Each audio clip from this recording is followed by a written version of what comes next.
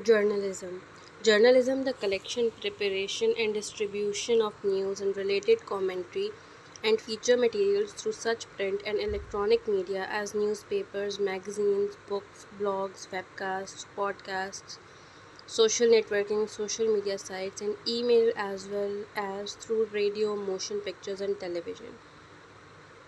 The word journalism was originally applied to the reportage of current events in printed form, specifically newspapers, but with the advent of radio, television, and the internet in the 20th century, of the use of the term broadened to include all printed and electronic communication dealing with current affairs. Key people: Mark Twain, Samuel Johnson, Karl Marx, George Clemente, Jonathan Swift. History. The earliest known journalist product was a news sheet circulated in an ancient Rome, the Acta Diurona, said to date from before 59 BCE, and Acta Diurona recorded important daily events such as public speeches. It was published daily and hung in prominent places.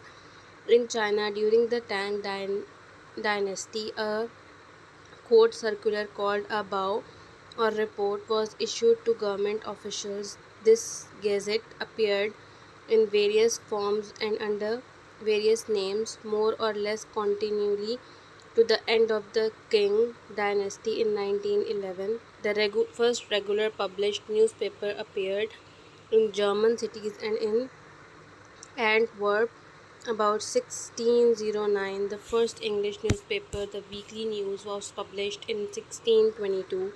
One of the first daily newspapers, the Daily Courant, appeared in 1702.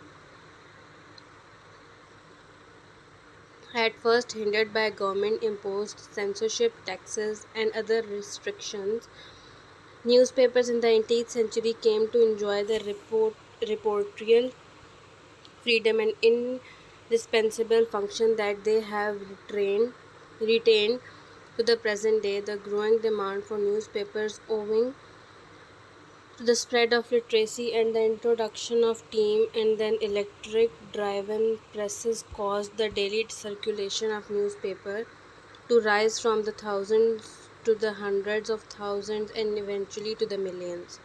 Magazines, which had started in the 17th century as learned journals, began to feature opinion forming articles on current affairs, such as those in the Tatler and the Spectator, appearing in the 1830s were cheap mass circulation magazines aimed at a wider and less well educated public, as well as illustrated and women's magazines. The cost of large scale news gathering led to the information of news agencies, organizations that sold their international